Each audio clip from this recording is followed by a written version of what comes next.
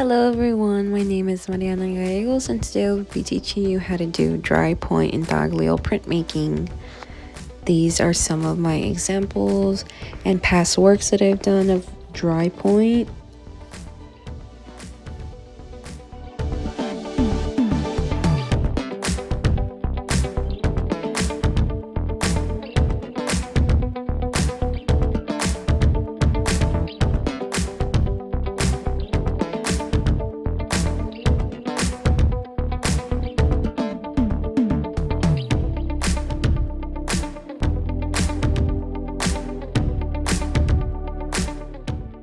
Some of the materials you'll need, of course, you're going to need a plexiglass.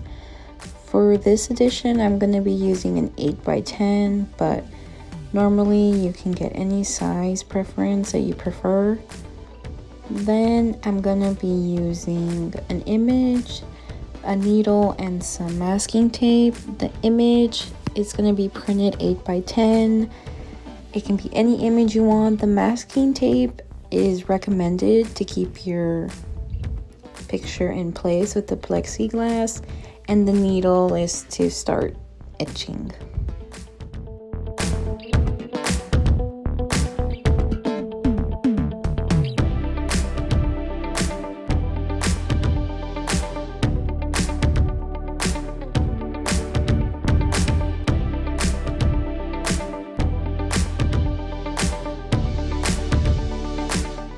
You'll also be needing some plastic spatulas and some Q-tips.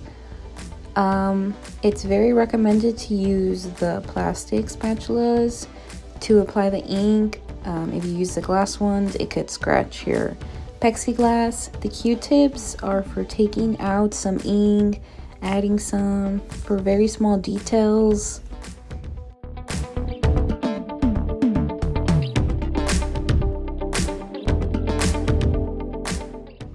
The ink that we'll be using for this edition is going to be the Drypoint Intaglio brand.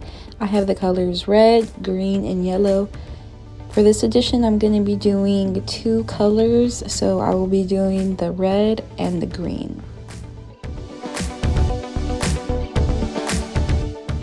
Lastly, you'll be needing some watercolor paper for this edition. Since the picture I'm using is 8x10, the watercolor should be 11x14 or 15, just so that it has a white border around the print so that I'm able to sign it and date it correctly. Before I start etching, I'm going to be taking off the plastic from the plexiglass so that I can start scratching. Then I'm going to tape down my image. It has a white border around, which is okay since the background doesn't have that much details, but it's very recommended to print to the size of the plexiglass.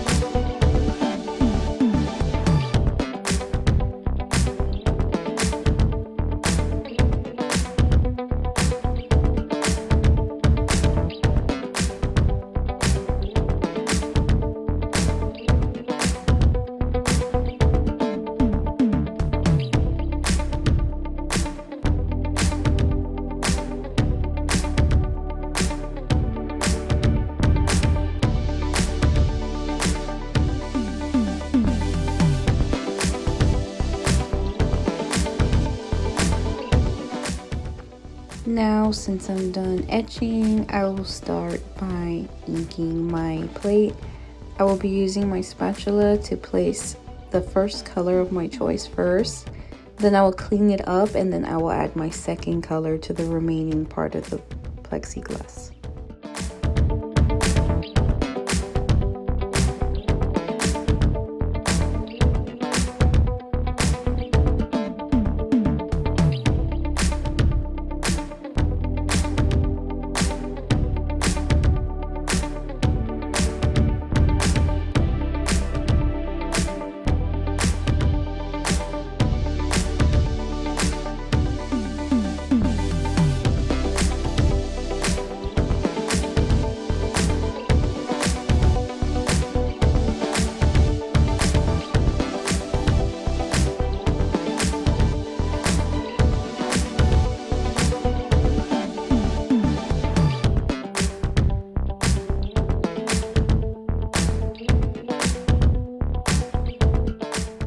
After I'm done placing the ink, I will pick up the plate with some paper tabs so that my fingers don't get dirty and leave stains on the watercolor paper. I'm gonna go ahead and place it on the press, make sure it's aligned correctly, and then I'm gonna start doing my prints. First, I'm gonna start spraying the paper so that it could be a little damp but not too wet. With the sponge, I'm going to go ahead and take off the excessive water just so it leaves it shiny and not soaking wet.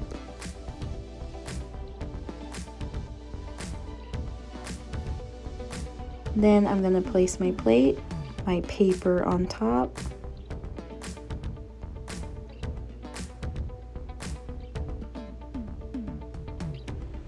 For a little bit more pressure, I'm going to go ahead and add construction paper and a piece of fabric on top as well.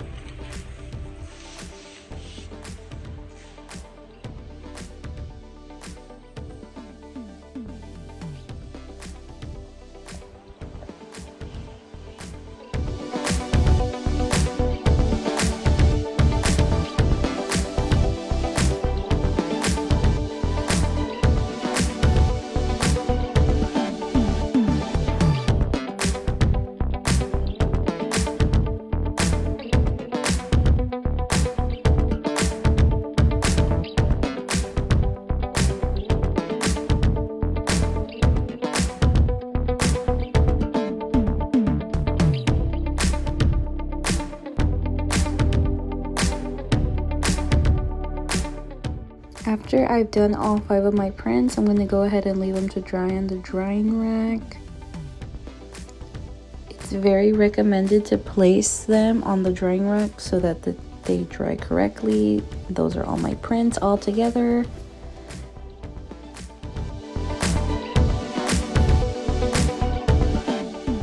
After I'm done, I go ahead and keep the plate also in case I want to reprint again, but that's it for today's video. Thank you so much for watching.